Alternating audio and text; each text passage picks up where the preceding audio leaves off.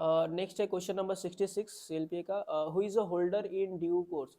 देखो सिंपल सा एचडीसी इसको हम लोग कहते हैं, इसके बारे में बोला गया सेक्शन 9 में, याद रखना एचडीसी के बारे में कहाँ बोला गया, सेक्शन 9 में, ठीक है।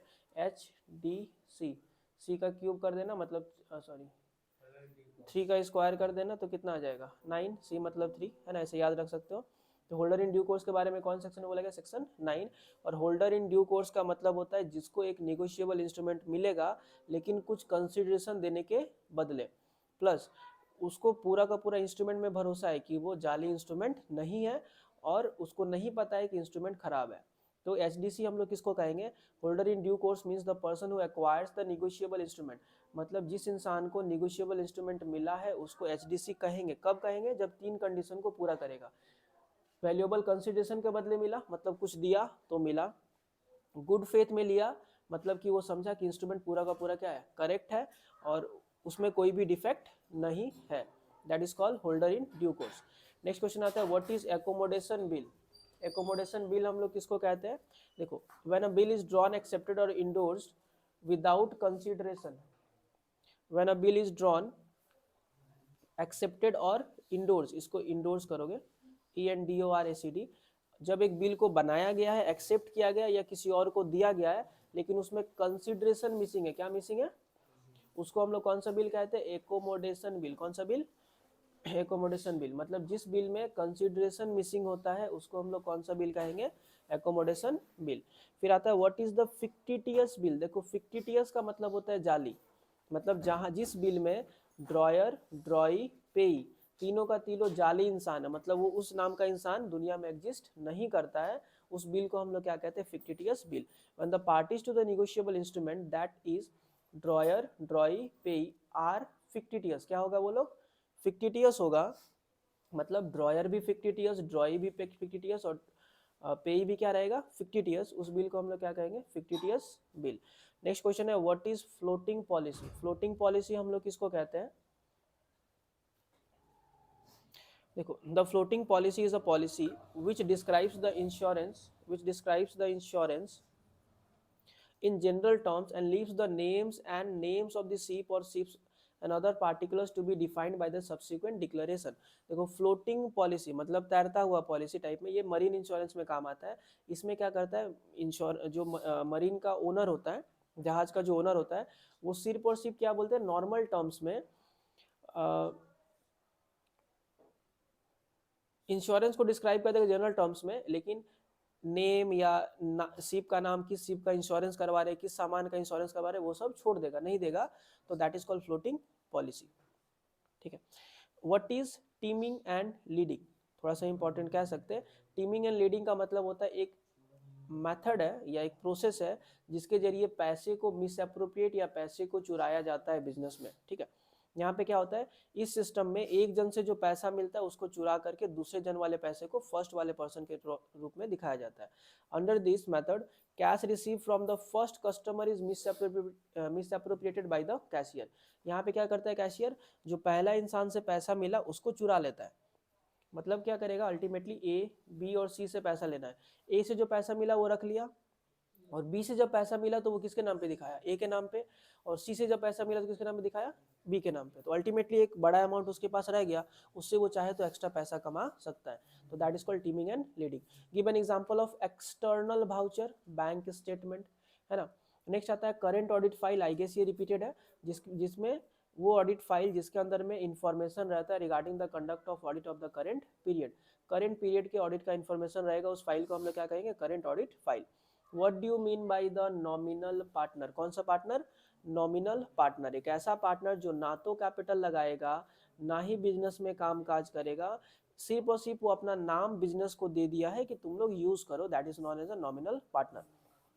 A nominal partner is one who neither contribute capital nor take an active part in the management of the business. He only allows the other partner to make use of his name.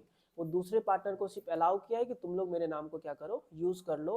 उस partner को हम लोग क्या कहेंगे, nominal partner. लेकिन याद रखना है कि नॉमिनल पार्टनर का लायबिलिटी क्या होता है, अनलिमिटेड। क्या होता है, अनलिमिटेड। नेक्स्ट आता है व्हाट इज वॉयज पॉलिसी। देखो वॉयज पॉलिसी क्या होता है, it is a policy in which subject matter is insured for a specific voyage irrespective of the time involved in it. मतलब मान ले कि हम अगर एक जहाज दिल्ली सॉरी मुंबई पोर्ट से लेकर के कोलकाता पोर्ट में लेके जा रहे हैं, तो ये जो वॉयज का, ये जो रास्ते का इंश्योरेंस करवा ले, that is called a voyage policy. जब स्पेसिफिक वॉयज का करवा लेते, कितना टाइम लगेगा मेरे को पता नहीं, 2 दिन लगेगा जाने में, 3 दिन, 4 दिन, 8 दिन, 10 दिन, उसका पता नहीं। हम बोले मेरा मुंबई पोर्ट से लेके कोलकाता का पोर्ट तक जब तक जहाज नहीं पहुंचता है तब तक का पॉलिसी कर दो, उस पॉलिसी को हम लोग क्या कहेंगे, वॉयज पॉलिसी। वॉयज का मतलब होता है उस यात्रा के दौरान, ठीक है। तो voyage policy is a policy in which subject matter is insured for a specific voyage, जहाँ पर इंश्योरेंस तो करेंगे लेकिन स्पेसिफिक वॉयज का करेंगे, इस पॉलिसी को हम लोग क्या कहते हैं, वॉयज पॉलिसी। नेक्स्ट क्वेश्चन आता है what is statutory cost audit. देखो कॉस्ट ऑडिट के बारे में तुम लोग को पता है, बट स्टैट्यूटरी का मतलब होता है कंपलसरी। क्या होता है, कंपलसरी। जब कॉस्ट ऑडिट करवाना कंपलसरी हो जाए, उस ऑडिट को हम लोग क्या कहेंगे, स्टैट्यूटरी कॉस्ट ऑडिट, ठीक है। तो statutory cost audit refers to audit of cost accounting data. Statutory cost audit का मतलब होता है कॉस्ट अकाउंटिंग डेटा का ही ऑडिट, लेकिन विच इज मेड व्हाट, जो कि कंपलसरी है। कौन कंपलसरी करेगा, या तो स्टैट्यूट या तो लॉ, एक ही मतलब होता है, या तो स्टैट्यूट या फिर लॉ। द कॉस्ट ऑडिट जिसको करवाना क्या होता है, कंपलसरी होता है, किसके द्वारा, या तो स्टैट्यूट या फिर लॉ। लॉ खुद कहा है कि वो कंपलसरी है, देन वो करवाना पड़ेगा, उस ऑडिट को हम लोग क्या कहेंगे, स्टैट्यूटरी कॉस्ट ऑडिट कहेंगे। नेक्स्ट है right any one disadvantage of social audit. देखो अगर हम सोशल ऑडिट करवाते हैं, मतलब सोशल सेटिस्फेक्शन करते हैं या सोसाइटी को बहुत ज़्यादा बेनिफिट प्रोवाइड कर देते हैं, उसका अगर हम ऑडिट करवा लिए तो फ़ायदा, इसका एक नुकसान क्या है कि देखो हम सोसाइटी के लिए कितना भी काम कर ले, सोसाइटी मेरा प्रोडक्ट ऑलवेज क्या सोशल एक्टिविटी को देख करके परचेज करता है, नहीं ना करेगा। द सोशल रिस्पॉन्सिबिलिटी में not be only reason for the consumer to buy, ये बाई होगा, buy the product in the limitation of social audit, is the limitation of social audit. मतलब सोशल ऑडिट का लिमिटेशन ये है कि हमेशा customer social responsibility कितना पूरा कर रहे हो उसको देख करके सामान को नहीं खरीदता है। फिर आता है होल लाइफ पॉलिसी, किसको कहते हैं, a whole life policy is one under which some amount of money is payable upon the death of the insured to his legal heirs और नॉमिनी। मतलब जब पूरी जिंदगी भर का इंश्योरेंस करवा लिए, जहाँ पे पैसा, the money will be only payable after the death, पैसा तो मिलेगा लेकिन कब मिलेगा, डेथ के बाद। इस पॉलिसी को हम लोग कौन सा पॉलिसी कहते हैं, whole life policy. Floating policy शायद हम करवा चुके हैं, ये नहीं करना है। कंबाइंड पॉलिसी का मतलब क्या होता है, when a single policy cover the loss due to various cause. मतलब एक ही पॉलिसी ली है लेकिन उसमें 8-10 तरीके के रीजन का लॉस अगर होगा तब भी पैसा मिल जाएगा, that is called combined policy. मतलब when a single policy cover the loss due to variety of causes, एक ही पॉलिसी में अलग अलग रीजन के लॉस के बदले का पैसा मिल जाएगा, that is called combined policy. For example fire together with burglary, मतलब हम इंश्योरेंस करवाए, या तो चोरी हो जाए या फिर आग लग जाए तो पैसा हमको दे देना, तो इस पॉलिसी को हम लोग क्या कहेंगे, combined policy. Audit program I guess करवाए थे नहीं। देखो audit program is a written plan of the auditor containing exact detail with regard to conduct of a particular audit. Audit program क्या होता है, एक रिटन प्लान होता है, किसके रिगार्डिंग में, with conduct of a particular audit, ठीक है। भाउचर क्या होता है, देखो भाउचर मतलब जब भाउचिंग हम लोग करते हैं तो जिस एविडेंस के बेस में भाउचिंग करते हैं उसको हम लोग क्या कहते हैं, voucher. So any documentary evidence which support the entries in the books of accounts and establish the arithmetic accuracy is called voucher.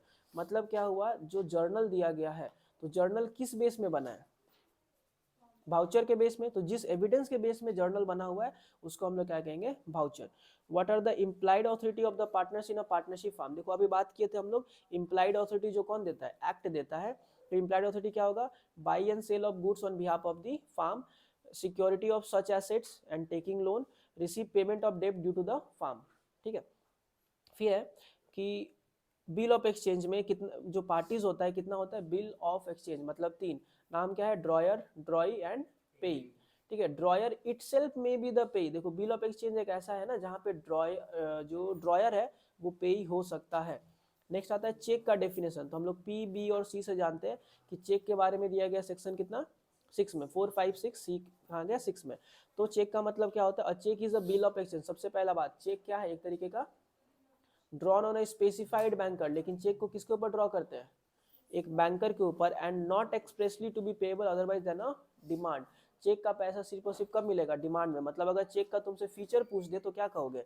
Check is a bill of exchange, it is drawn on a specified banker and it is payable on demand. जब पैसा मांगोगे तभी मिलेगा, otherwise नहीं। और check का validity कितने महीने का होता है?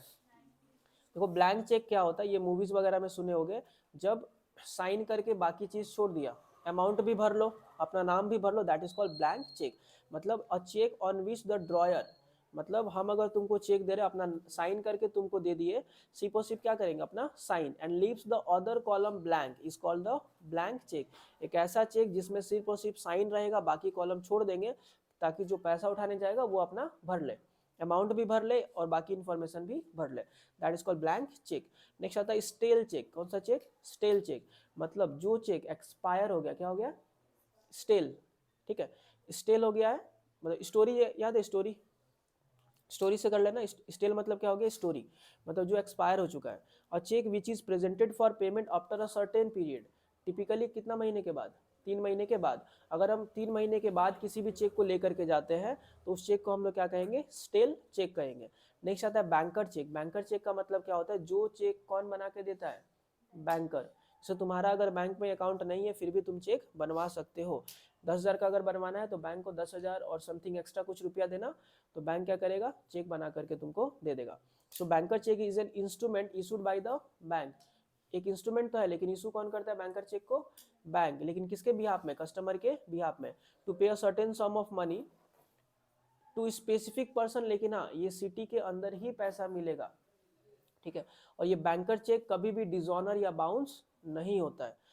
What are the type of acceptance? देखो एक्सेप्टेंस कितने टाइप का होता है, मतलब हमको अगर तुम एक बिल ऑफ एक्सचेंज दिया तो हम कितने टाइप में एक्सेप्ट कर सकते हैं? एक होता है जनरल, तुम जैसे दिया वैसे एक्सेप्ट कर लिए, और एक होता है क्वालिफाइड, मतलब उसमें चेंजेस करने के बाद हम लोग क्या किए? एक्सेप्ट किए। तो acceptance is said to be general when the drawee accept the bill without qualification, मतलब बिना कुछ चेंजेस किए अगर एक्सेप्ट कर लिए तो वो क्या बन जाएगा? General acceptance. And qualified acceptance का मतलब क्या होता है? An acceptance is said to be qualified when the drawee accept the bill subject to what? Qualification, क्योंकि क्वालिफिकेशन का मतलब होता है चेंजेस, ठीक है। तो चेंजेस करके एक्सेप्ट किए तो क्या आ गया? क्वालिफाइड। और नॉर्मली डायरेक्ट एक्सेप्ट कर लिए तो क्या बन गया? General. What is endorsement? Endorsement का मतलब क्या होता है? Endorsement means writing of one's name on the back of the instrument और any paper attach to it with the intention to transferring the right therein. मतलब हम अगर किसी भी बिल ऑफ चेक का पीछे में लिख दिए पे इट टू मिस्टर श्याम, मतलब हम क्या किए? उस चेक को इंडोर्स कर दिए। इंडोर्समेंट करने का मतलब होता है चेक के पीछे में लिखना। और क्यों लिखना? ताकि उसका पर्पस क्या हो कि वो चेक हम किसी और के नाम दे दे। जैसे ए कर दिया इंडोर्स बी को, बी कर दिया सी को। अब देखो इंडोर्समेंट का टाइप्स अलग अलग होता है। इसमें एक आता है ब्लैंक या जनरल इंडोर्समेंट। कौन सा endorsement? Blank endorsement, where the endorser merely sign on the instrument without mentioning the name of the person in whose favor the endorsement is made. The endorsement is said to be blank. देखो blank endorsement का मतलब क्या हुआ? वो check या वो instrument हम किसी और के नाम तो किए, लेकिन किसके नाम किए उसका नाम नहीं लिखते हैं। इसको हम लोग क्या कहते हैं? Blank endorsement. जब हम तुमको इंडोर्स किए बट तुम्हारा नाम नहीं लिखे तो वो क्या बन गया? ब्लैंक। फिर आता है स्पेशल इंडोर्समेंट या फुल इंडोर्समेंट, जहां पर contains both the signature of the endorser and also the name of the person in whose favor the endorsement is made। जहां पे हम जिसको इंडोर्स कर रहे हैं उसका नाम लिखेंगे तो वो क्या बन जाएगा मेरा? फुल इंडोर्समेंट या फिर स्पेशल इंडोर्समेंट। नेक्स्ट आता है what is forced endorsement? A forged endorsement refers to an endorsement of a negotiable instrument such as a check or bill of exchange, something that has been fraudulently or falsely made without the authority or consent of the rightful owner of the instrument। मतलब इस check का owner है x, अब Y को मिला, वो चोरी करके जेड के नाम कर दिया, तो वाई जब जेड के नाम किया that is also an endorsement. लेकिन इस इंडोर्समेंट को हम लोग क्या कहेंगे? Forced endorsement. जो फॉल्स इंडोर्समेंट होता है राइटफुल ऑनर के नाम के बिना अगर हम कर देते हैं that is called forced endorsement. What is insurance policy? देखो इंश्योरेंस पॉलिसी का मतलब क्या होता है? The written document containing the terms of the contract of insurance is known as the insurance policy.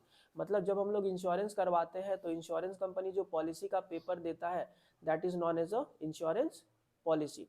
इसको हम लोग पॉलिसी डिड भी कहते हैं, ठीक है। कॉज प्रॉक्सिमा का मतलब क्या होता है, देखो कॉज प्रॉक्सिमा का मतलब होता है main reason of loss. The insurance is liable only on those losses which are directly और reasonably follow from the event insured against the insurer is not liable to remote causes and remote causes। जब ये consequences and causes, तो cause proxima का मतलब क्या होता है, the main reason for loss। Insurance company तभी पैसा देगा जब तुम्हारा जो लॉस होगा, जिस पर्पस मतलब जिस रीजन से तुम्हारा इंश्योरेंस करवाया हुआ है उसी रीजन से लॉस होगा तो पैसा मिलेगा, अदरवाइज नहीं मिलेगा। अच्छा, इंडोमेंट पॉलिसी का मतलब क्या होता है, endowment policy is one under which a lump sum amount of money is payable to the insured upon his attaining a certain age or his legal heirs or the nominee in the event of dying earlier। it is also called money back policy। देखो endowment policy का दूसरा नाम क्या है, money back policy. एक ऐसा policy है ना जहाँ पे हम बोले कि मेरा 60 साल तक का इंश्योरेंस करवा दो, लेकिन 60 साल के बाद या उसके पहले भी हो सकता है, 60 साल के बाद अगर मान ले हम 10 लाख का इंश्योरेंस करवाए तो 60 साल के बाद 10 लाख रुपया किसको मिल जाएगा, मेरे को। लेकिन अगर 60 साल के पहले ही डेथ हो जाता है तो उस कंडीशन में मेरे लीगल हियर्स को मिल जाएगा टोटल कितना, एक ही बार में 10 लाख, ठीक है। That is called endowment policy. इसको हम लोग मनी बैक पॉलिसी करके भी कहते हैं और एग्जाम में बहुत बार आया हुआ है, what do you mean by money back policy, ठीक है। और तुम लोग लॉन्ग क्वेश्चन में एक बार ये सारा क्वेश्चन देख लोगे।